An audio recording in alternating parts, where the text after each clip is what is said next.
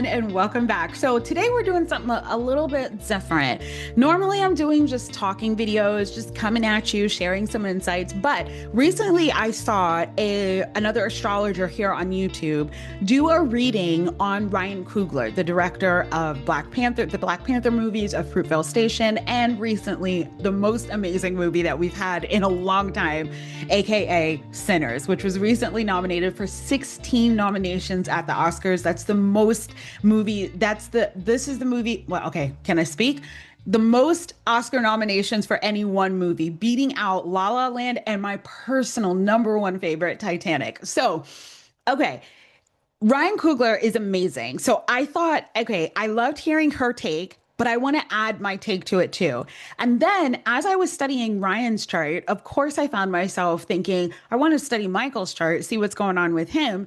And then I thought, you know what? I want to do a composite reading and I want to do a reading of Ryan and Michael together and what's their relationship, what's the energy that they create, and why they are so good at working together. So that's when I decided I'm going to create three separate videos so that way I don't have one long hour-long video here on one. We're doing Michael B. Jordan today.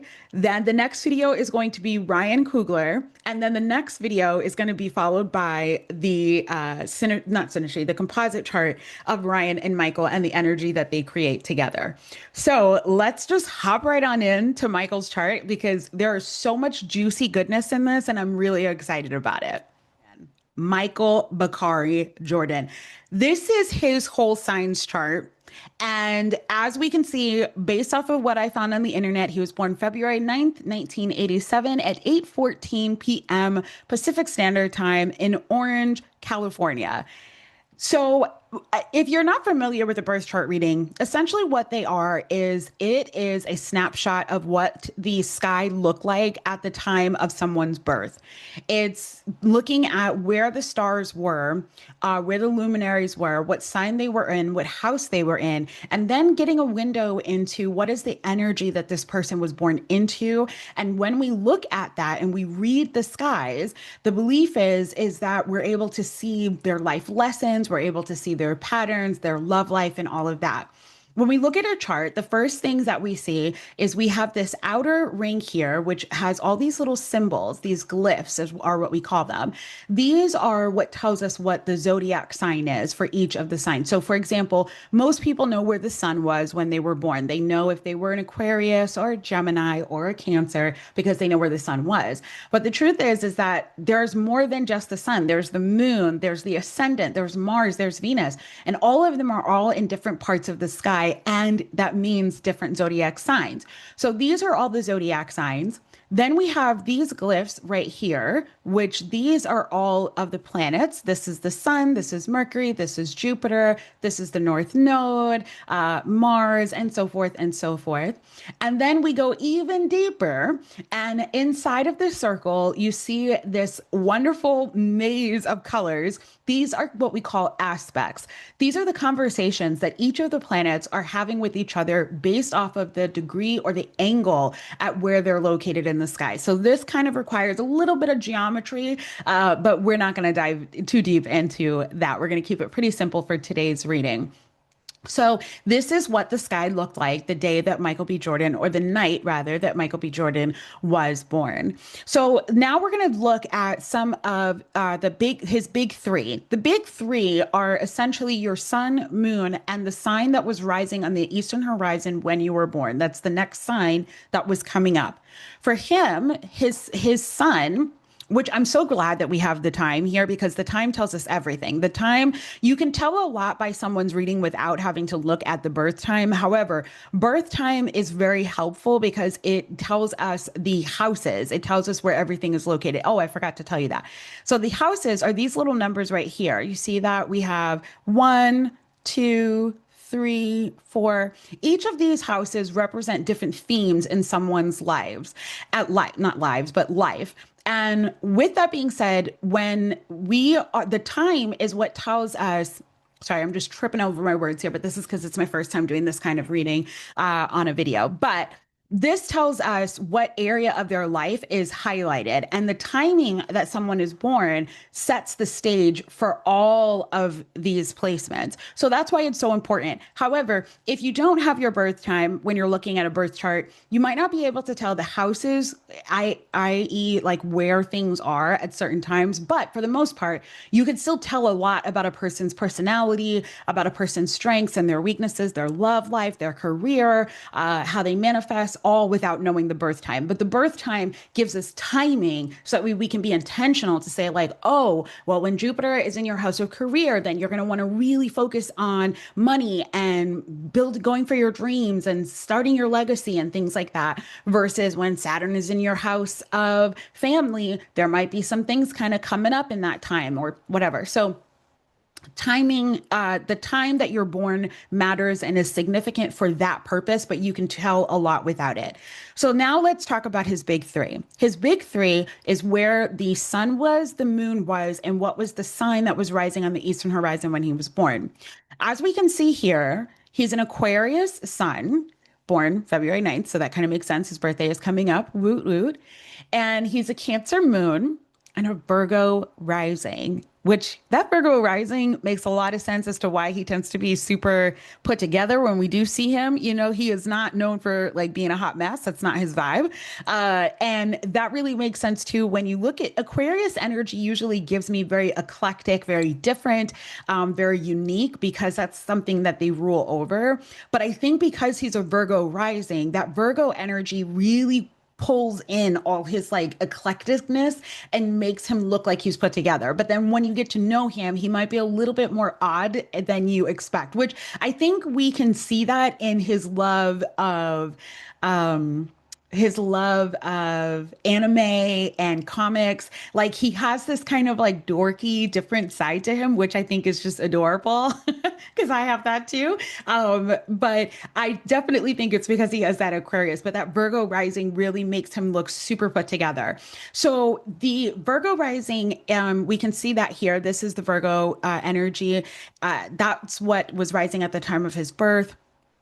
His Cancer moon, let's look at that because the moon represents our emotions. It represents how we feel, how we respond to things, what we need in terms of love and self care or self love. What I find interesting is his moon in Cancer is in the 11th house and it's right next to his Lilith, which his Lilith is also in Cancer. So Lilith is an asteroid and her story is kind of like a connection to what makes us more rebellious, how we respond when it comes to rebellion, when it comes to standing in our power.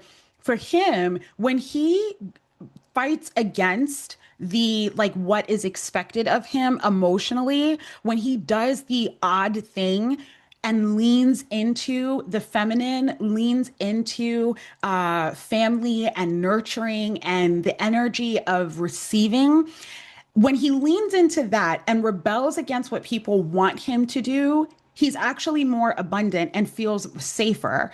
Well, maybe not safer. He might feel a little uncomfortable, but it is something that deep down he finds safety in. So he's not one that's going to like, if someone tells him, this is what I need you to do in order to be successful, for him, if it doesn't align with what he feels is the right thing to do, then he's not going to find success because he's not going to find joy in it. He has to he has to listen to his heart and be willing to kind of go against what people's expectations are of him. And the more he does that, the more abundant that he actually is. What I also find interesting is that his moon is in the 11th house. The 11th house rules over friendships, connections, community, networking. And so one thing that I think that is really interesting, actually, and another thing that I'm seeing here is his Jupiter in Pisces, which is in the seventh house, the other house of connection, of relationships and partnerships. So the seventh house rules over marriage, collaboration, partnerships, friendships, whereas the 11th house rules over the friendships that you get or gain through like colleagues, through networking and the communities that you're part of and things like that.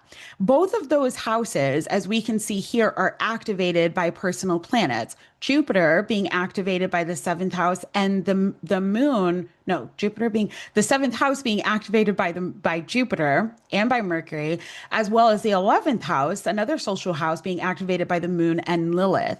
So for him, a lot of his success is going to come from, or was going to come from, his friends and the connections that he's made, which we can see that through the connections that he's made with Chadwick, rest in peace, the connection he obviously made with Ryan Coogler that he's continuing to make, the connection that he's made with Tessa Thompson as well. When he partners with people, it actually helps to elevate his profile. He becomes more seen through the eyes of working in partnership. So going solo doesn't mean that he won't be successful, but he does better when he works with others, when he decides to kind of be in partnership with, like, it's me and Ryan, me and Tessa, me and Chadwick, kind of like that, which I think that that's why it's like that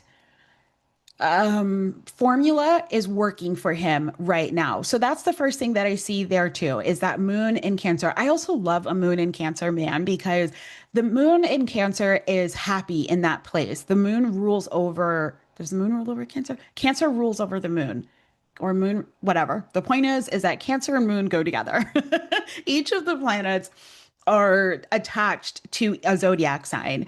And so, for example, Saturn is attached to Capricorn, Jupiter is attached to Sagittarius, and the moon is attached to Cancer. So the fact that his moon is in Cancer creates a really nice flow for him. It just makes it so much easier for him to just feel his emotions, which is also why I think we really enjoy watching him, because he tends to pick roles where we get to see the fullest expression of his sensitivities, of his connection, all of that. So I think that that's because of that moon in Cancer.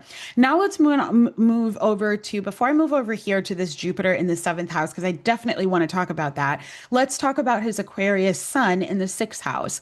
So the sixth house rules over the daily things that we do, our daily work ethic, the employers that we work for or employees that we work with, our coworkers. It rules over habits that we form as well. I think one of the reasons why he is so successful when it comes to taking care of his body and taking care of his health, because this is also the house of health, is because his sun is at 20 degrees Aquarius in the house of health, of daily habits, of routines, of working with others.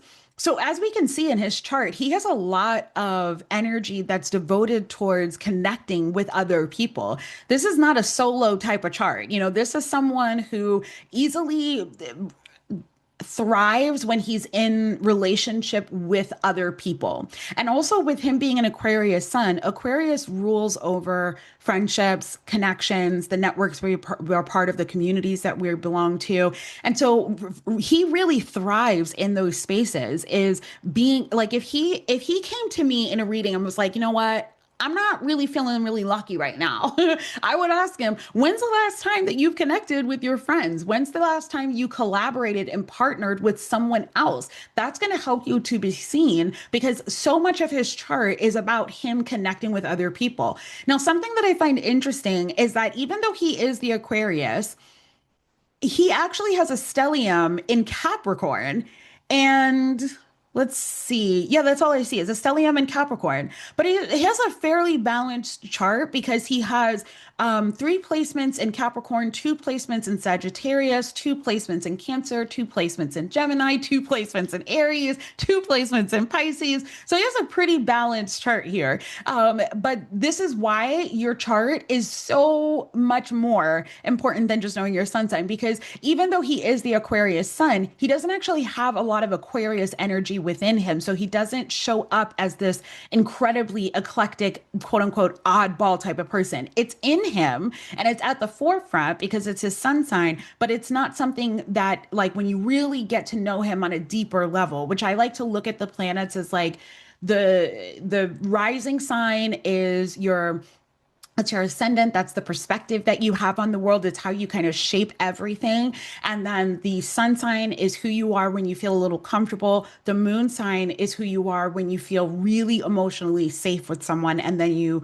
can kind of really let them in, let someone in. And then the deeper you dive into each of the planets, the deeper you explore who you are with the expression. So the fact is that with an Aquarius sun, but not a lot of Aquarius energy in him. I mean, again, there's nothing else in Aquarius here. He doesn't have a lot of Aquarian tendencies, but it is something that's in him. And I think this is also why when it comes to giving back to people and to the community, specifically his community, the Black community, I feel, which I don't know why I said it like that, like I ain't Black. Y'all feel me? Y'all know what I'm saying.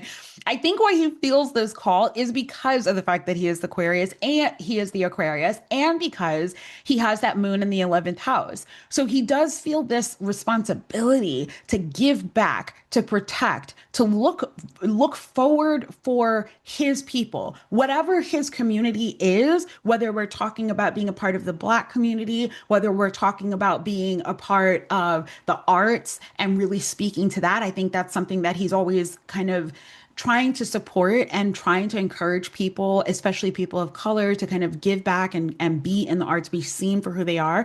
I think as well, the fact that he's always elevating people from before in his life, whether it be other actors and actresses that he's worked with in the past.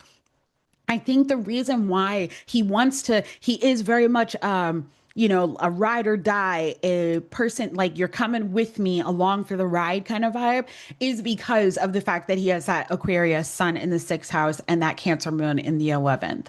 So that's something that I see there. So now let's move on to this Jupiter.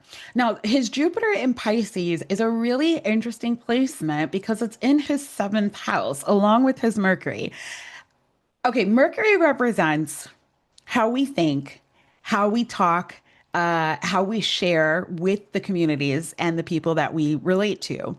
And Jupiter represents how we attract, how we manifest, how we create opportunities for ourselves in our lives. And if you're struggling with manifestation, if you're struggling to bring things into your life, look towards your Jupiter. What sign is it in? So for him, with a Jupiter in Pisces, I think this also speaks to his love of like fantasy, of comic books, of anime and comic stories. If you know anything about Michael, he talks a lot about anime and just growing up watching this stuff and knowing the lore behind the art.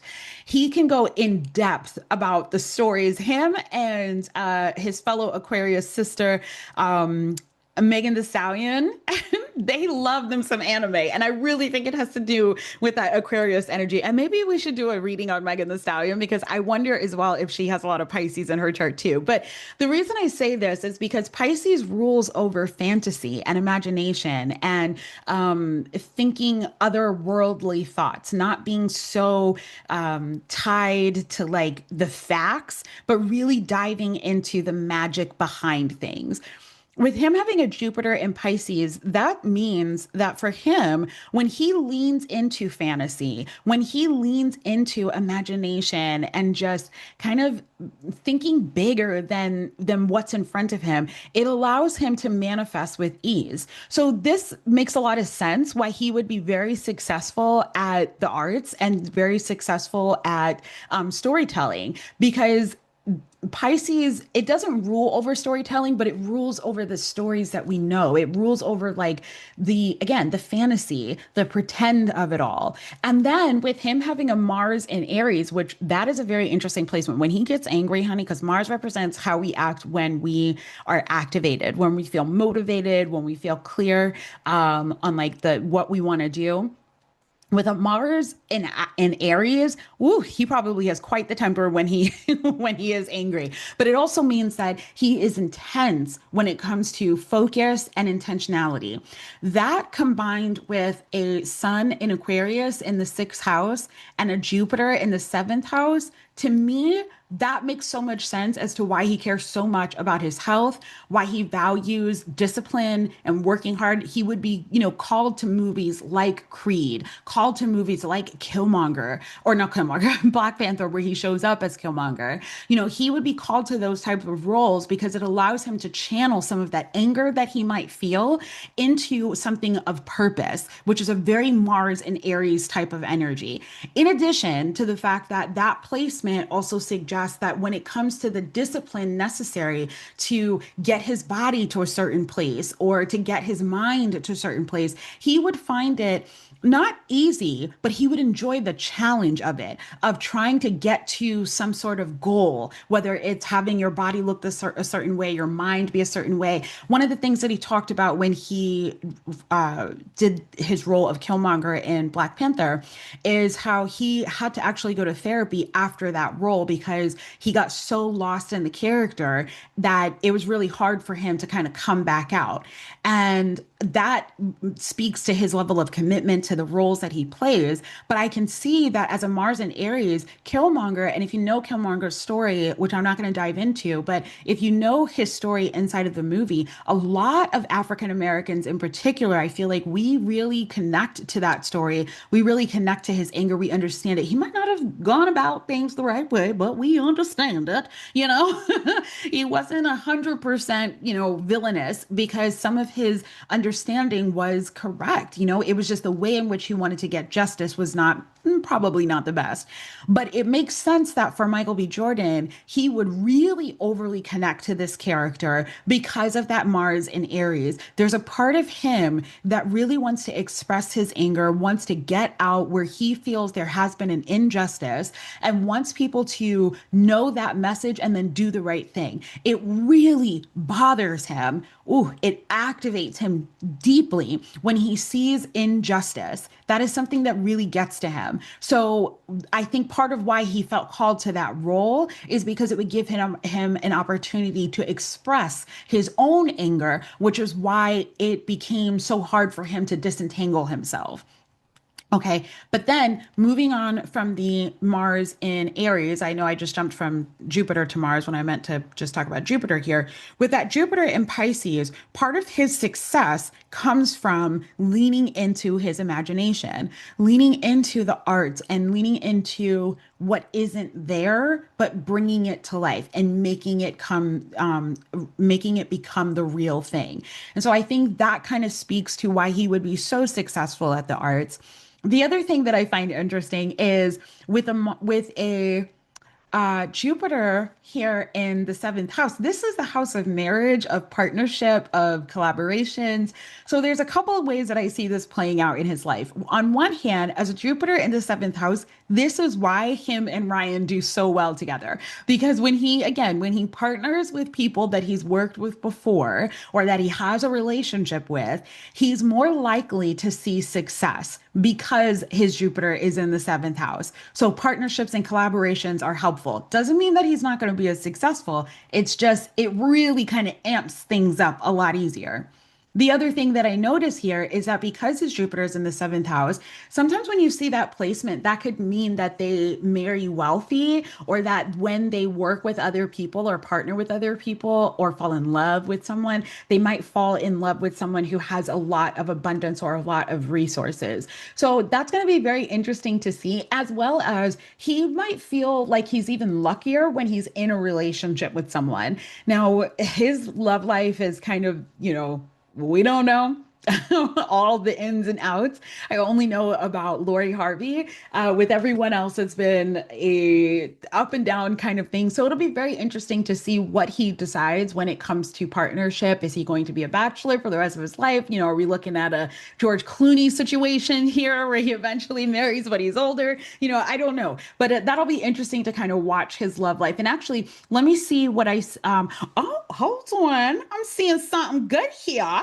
Okay. So his Venus is in Capricorn. And you know what? Your girl's Venus is also in Capricorn. Hey. So I love that for us, even though I'm married, but that's all right. Because that's the only reason that we can't be together, right? Okay. Anyway, so with his Venus in Capricorn, he is very much someone who likes to take care and be taken care of by his partner. This also is kind of a signal for like a wealthier, he might fall in love with someone who makes a lot of money or who makes as much money or more than he does.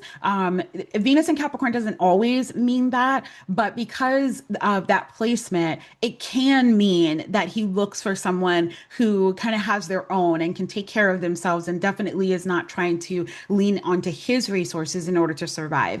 He wants someone that can match his level of resourcefulness and then figure out how to make that happen. That could be financially, that could be mentally, that could be resources in terms of connections like friends, family, things like that. Like the connection is going to be really who they're connected to and what they bring to the table is just as important to the relationship to him as like any other part of the relationship. So that's something to kind of note with the Venus in Capricorn and with a Jupiter in the seventh house. The last thing that I want to note here is that his Jupiter is opposing his ascendant, which I find that to be very interesting. So when we're looking, I'm not going to dive too deep into aspects because we can go on for days on that, and maybe if depending on how many people want this, I may do more into his chart. But one thing I see about that is with his ascendant being at 26 degrees Virgo and his Jupiter being at 25 degrees Pisces. So it's off by 1 point, but again, it's pretty much that's pretty much an opposition. That means that they're both in opposite signs. Virgo and Pisces have different, they have the same motivation, but they have different ways of going about it. That's how I look at oppositions. So sometimes when he shows up as him, as hit like when he shares his perspective, he may sometimes feel like it prevents him from getting the things that he wants. And it's because of the fact that his Jupiter opposes his perspective. His luck opposes his perspective. So what he has to learn, part of his purpose here on in this lifetime, is to learn how to not be so attached to his way of thinking. That he has to learn to say, you know what? Let me think about that. Let me be open to what you have to say. Because on one hand, he might feel like, listen, when I listen to just my own perspective and my own experiences, that allows me to create what I want, manifest how I want, blah, blah, blah. He may feel like that, but the truth of the matter is that when his luck lies not just in listening to his own experience but also listening to the experiences of others. So that doesn't mean he doesn't trust himself. Now he should definitely always trust his, you always should trust your own intuition, but just when you have that Jupiter and you have a lot of activation in these houses like the seventh house, like the 11th house, these social houses, then it's an invitation to learn how to listen to other people and listen to their experiences and learn from them. So that's something that I kind of notice here. So now let's move on to his Oscars night.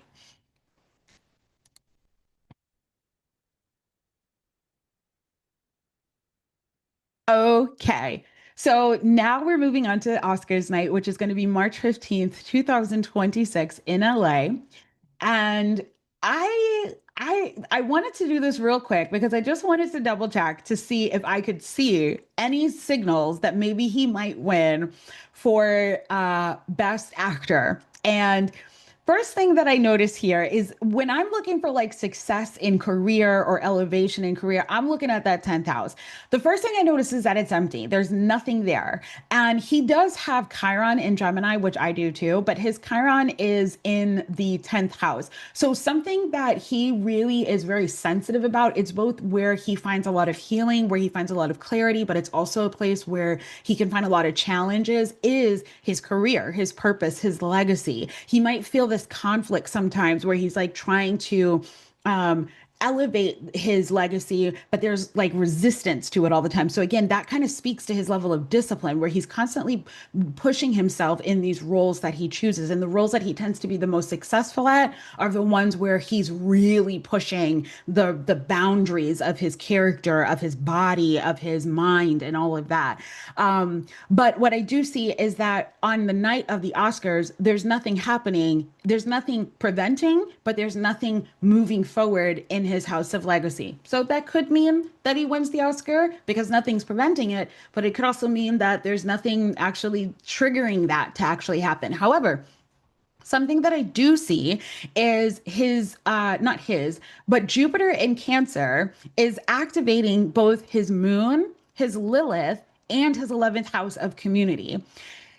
That could be an indicator that he could win the Oscar, because what that means is that he might have this energy of like being elevated and seen within the community, being honored within the community. Another placement that I think kind of speaks to this is that the moon that night is going to be in Aquarius, and that's going to be close to his sun, within a couple of degrees of his sun.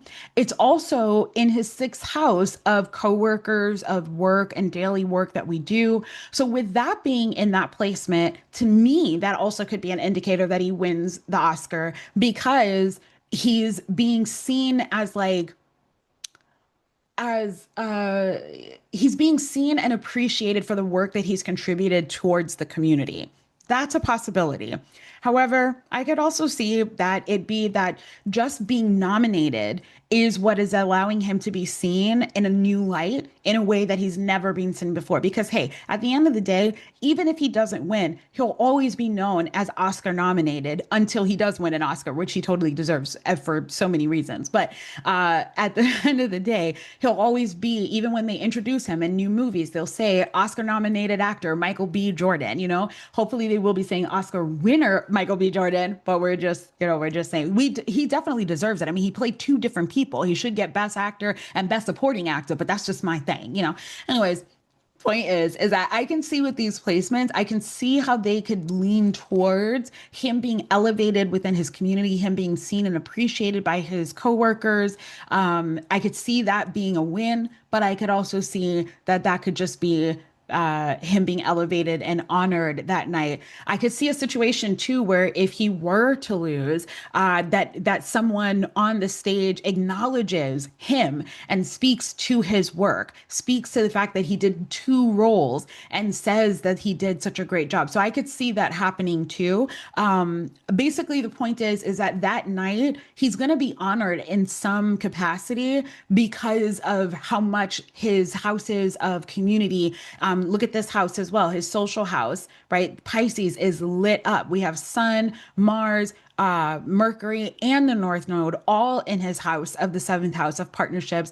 And this is a conjunction here. We have Mars at 10 degrees, we have Mercury at 9 degrees, and the North Node at 8-degree Pisces in that seventh house.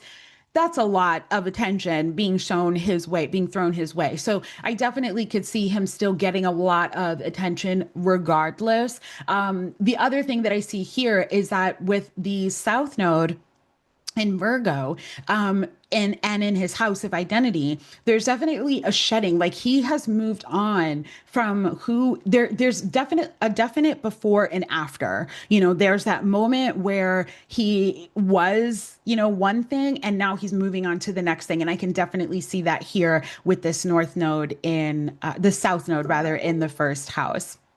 So that's all that I have for you guys. I would love to hear from you. Do you have any questions about your own birth chart or the birth chart reading that you saw today? I would also love to hear from my fellow astrologers. What are some of the insights that you have based off of what you saw in his reading? And can you see anything that indicates that he might win the Oscar too? Let me know down in the comments, and I'll see you in the next video. Bye.